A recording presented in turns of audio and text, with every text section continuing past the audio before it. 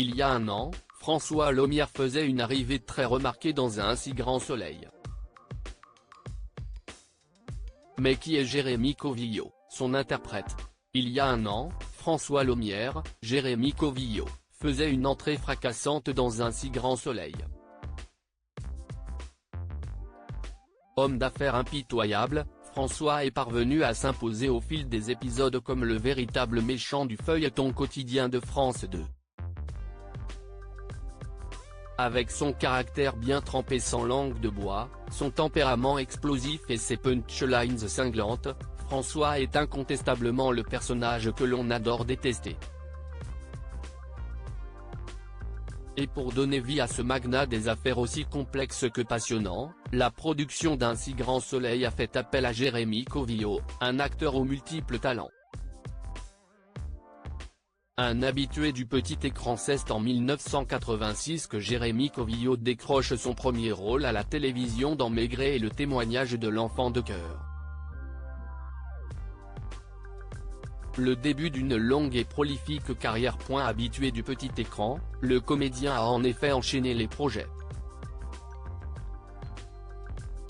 On a ainsi pu le voir entre autres dans de grands monuments de la télévision française tels qu'Une femme d'honneur, Julie Lescaut, Joséphine, Ange gardien, Femme de loi, P.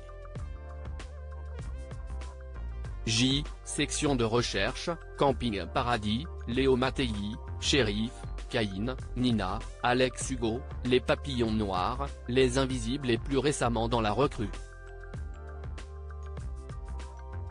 Prochainement, on pourra le voir dans Paris as the Fallen, une série déclinée de la franchise cinématographique La Chute dont Gérard Butler était le héros.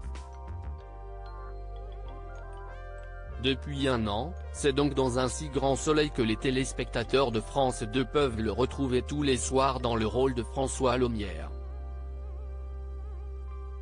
Une carrière au cinéma. Côté cinéma, la carrière de Jérémy Covillo n'est pas en reste. En 1993, le comédien décroche ainsi un rôle dans 9 mois, un film de Patrick Braoudé.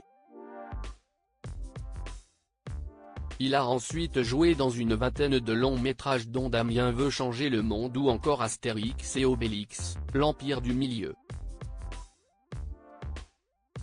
Actuellement, il est à l'affiche du film Le Comte de Monte Cristo d'Alexandre de la Patellière et Mathieu Delaporte.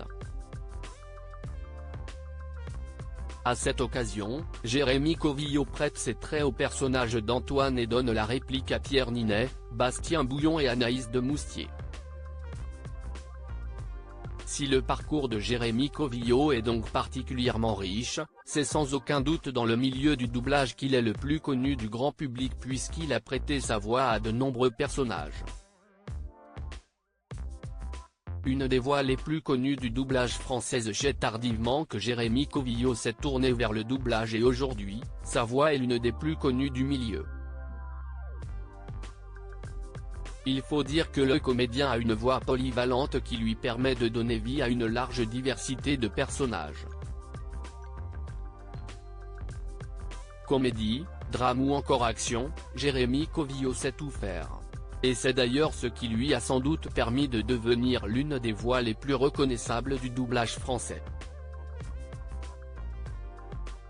Il est notamment la voix française régulière de Tom Hardy, Benedict Cumberbatch et Joel Edgerton ainsi que l'une des voix récurrentes de Javier Bardem, Jay Courtney, Jon Hamm, Andy Serkis, Hugh Jackman et Jeffrey Dean Morgan.